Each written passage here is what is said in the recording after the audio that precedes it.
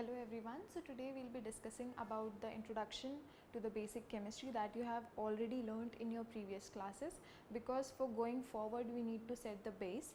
So we'll be starting with introduction, that is atoms and molecules.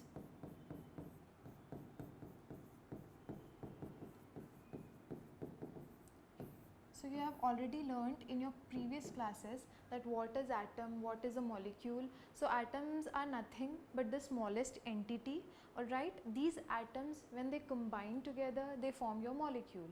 Now atom can also be called the building block of any molecule or any matter that you are studying in your classes right now. I can say that atom is the building block of all the things that you are studying in chemistry. So we'll be starting with what is atom. These atoms, when they combine together, it forms molecules. These molecules in turn give you compounds, and these compounds result in the formation of anything which is termed as matter. So the one thing that is very important for you guys to know is what is matter. So we'll be starting with matter. What is matter and what are the types of matter? You have already studied about it. You have the basic introduction of how to divide or how to differentiate between the three types of matter. So first, what is matter? So we all know matter is anything which occupies some space and has some mass. For example, if I talk about this pen from which I am writing on the board right now, if I weigh this pen, it is having some mass, and if I keep it on any table, it will occupy some volume. So anything, any object which has some mass and it occupies some volume is termed as matter. Okay, so what is matter? Anything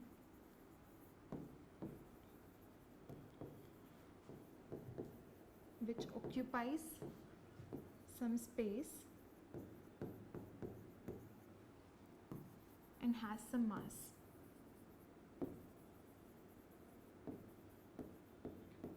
So this is the very basic thing that you need to understand, that what are matter.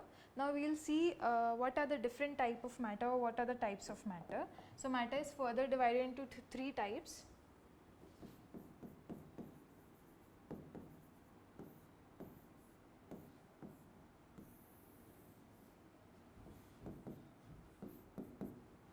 You have to study these three different types. If I name the different states of matter, the states of matter are solid, liquid, gases and plasma. But you don't have plasma in very detail in your curriculum or your if you see your syllabus, you don't have plasma in detail. So we will be studying or discussing about solid, liquid and gases.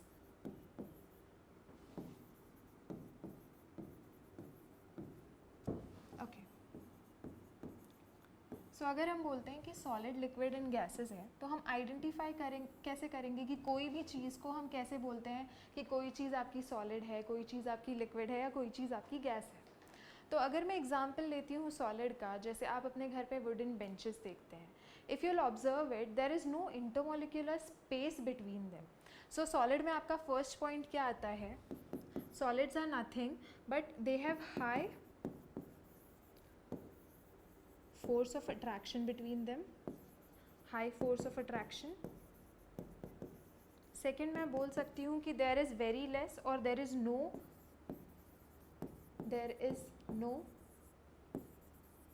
intermolecular space.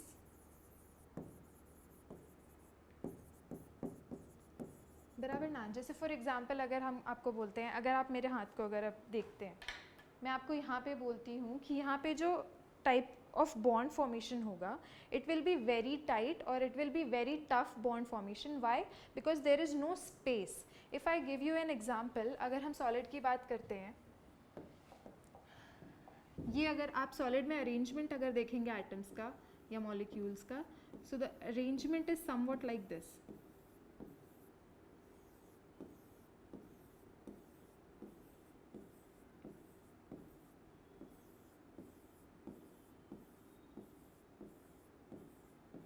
अब अगर मैं इन items में देखती हूँ यहाँ पे, तो यहाँ पे बिल्कुल भी स्पेस नहीं है इन आइटम्स के बीच में. तो अगर इन एटम्स के बीच में स्पेस नहीं होगा, स्पेस ना होने की वजह से यहाँ पे जो आपके एटम्स होते हैं वो फ्रीली मूव नहीं कर पाएंगे।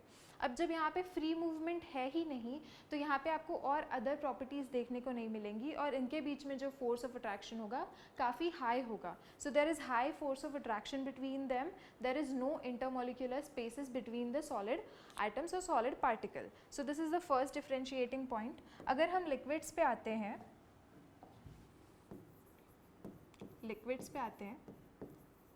तो लिक्विड्स में जो अरेंजमेंट होता है एटम का, it is somewhat like this.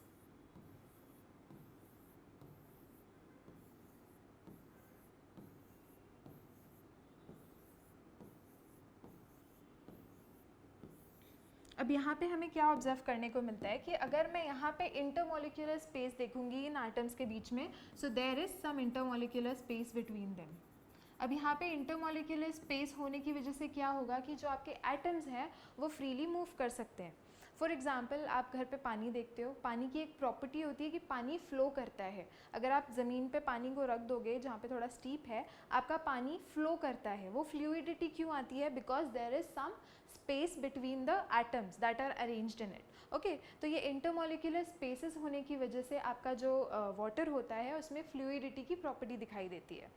The atoms here are not that tightly arranged. मतलब अगर मैं सॉलिड से लिक्विड को कंपेयर करूँगी तो इतना ज़्यादा हाई फोर्स ऑफ अट्रैक्शन नहीं होता है लिक्विड्स में.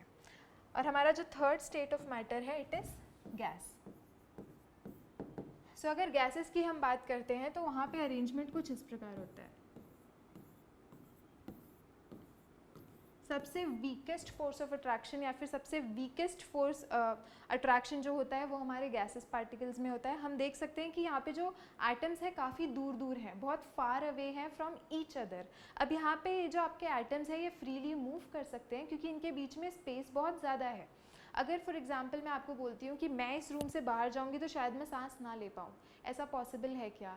नहीं पॉसिबल है, बिकॉज हमको पता है कि हमारे जो गैसेस हैं वो हमारे पूरे सराउंडिंग में फैले हुए हैं. क्यों? क्योंकि इनके बीच में स्पेस बहुत ज़्यादा है. इन्हें हम पैक करके एक कोने में नहीं रख सकते हैं. वो बात अलग है कि अगर आप इन्हें स्टोर करके रखना चाहते हैं तो आपको कुछ कंडीशंस प्रोवाइड करनी पड़ेंगी. सो this is the basic differentiation between solid, liquid and gas. States of matter.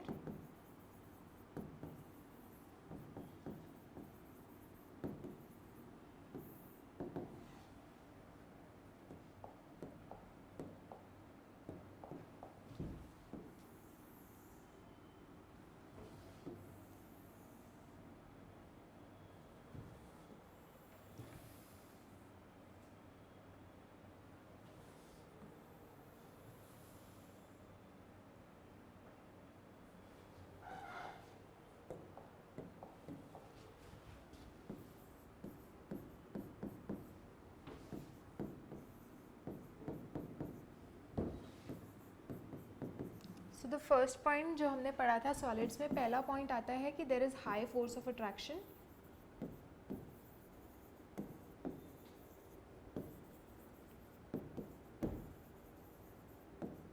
Second आता है आपका नो इंटरमोलिकुलर स्पेसेस.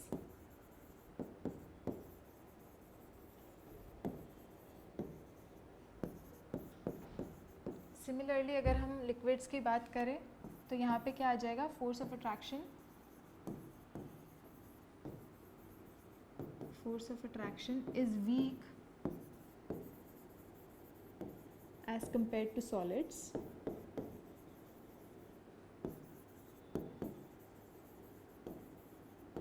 और यहाँ पे weakest force of attraction होता है.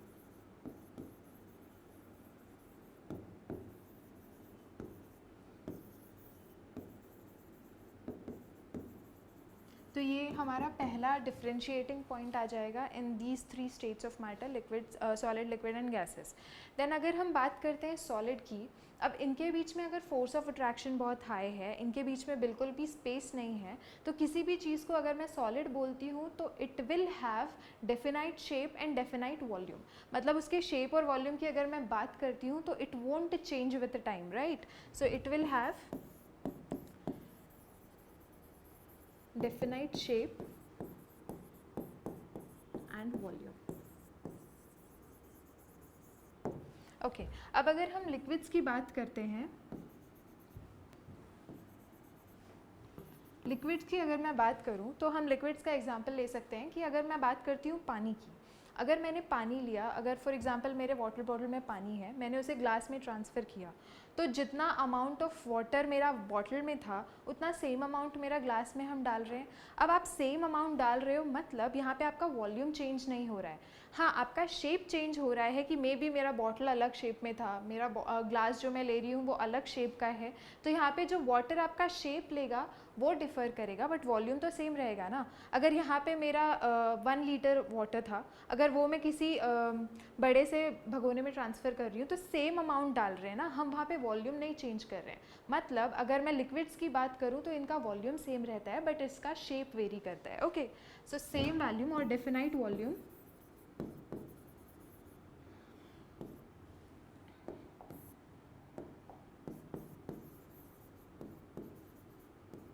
definite volume but shape differs.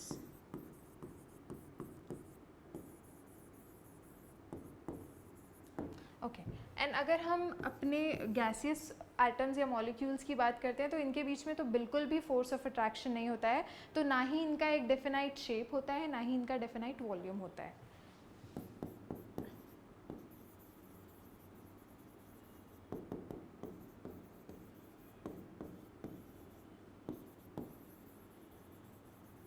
अब जो थर्ड पॉइंट आता है, फोर्थ पॉइंट की अगर हम बात करते हैं यहाँ पे सॉलिड, लिक्विड एंड गैस में, तो किसी भी चीज़ को अगर मैं सॉलिड के फॉर्म में ही रहने देना चाहती हूँ, अगर मैं उसका स्टेट चेंज नहीं करना चाहती हूँ, तो सॉलिड हम क्या बोलेंगे कि सॉलिड कौन से स्टेट में अवेलेबल, मतलब कौन से स्टेट में एग्जिस्ट करेगा या कौन सी कंडीशंस पे एग्जिस्ट करेगा, जहाँ पे आपका लो टेम्परेचर होगा,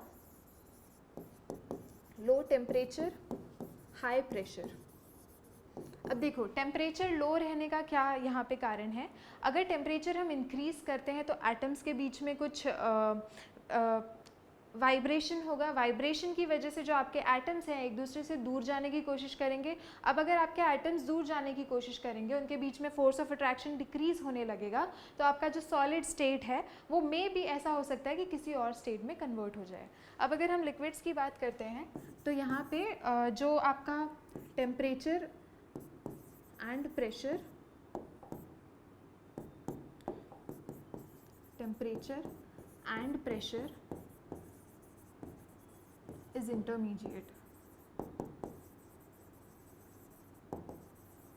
यहाँ ना आपको बहुत ज़्यादा प्रेशर अप्लाई करना पड़ता है, ना बहुत ज़्यादा टेम्परेचर प्रोवाइड करना पड़ता है। जो इंटरमीडिएट केस होता है वो हमारा रिक्वायर्ड होता है फॉर लिक्विड्स। अब अगर हम गैसेस की बात करते हैं कि गैसेस आपकी कैसे एग्जिस्ट करेंगी, तो गैसेस जो आपकी होती हैं, गैस आपकी एग्जिस्ट करती है high temperature and low pressure, high temperature and low pressure. अब टेम्परेचर हाई करने का क्या मतलब है, आपने घर पे देखा होगा कि अगर आप पानी को उबालते हो, पानी को आप नॉर्मल आप गैस पे रखोगे, थोड़ी देर उबालोगे तो आपको गैसेस दिखाई देंगी, है ना, वेपर्स दिखाई देता है। तो यहाँ पे क्या होता है, अगर मैं टेम्परेचर इंक्रीज़ करती हूँ, इनके बीच में ऑलरेडी बहुत वीक फोर्स ऑफ अट्रैक्शन है, टेम्परेचर इंक्रीज़ करूँगी तो मुझे ज़्यादा गैसेस के मॉलिक्यूल्स मिलेंगे या एटम्स मिलेंगे। तो हमारे जो गैसेस होते हैं मोस्टली वो इस कंडीशन में एग्जिस्ट करते हैं, where there is high temperature and very low pressure. So this is the basic differentiation between the three states of matter, solid, liquid and gases, that you need to know. Previously we studied about the three states of matter. हमने तीन states of matter पढ़े थे, solid, liquid and gas. जो अब आपके तीन states of matter होते हैं, these are interconvertible. Interconvertible मतलब क्या कि मैं एक state को दूसरे state में convert करा सकती हूँ by different means. So आपके three states of matter कौन से होते हैं, solid, liquid and gas. Now यहाँ पे हम इंटर कन्वर्जन कराते कैसे हैं,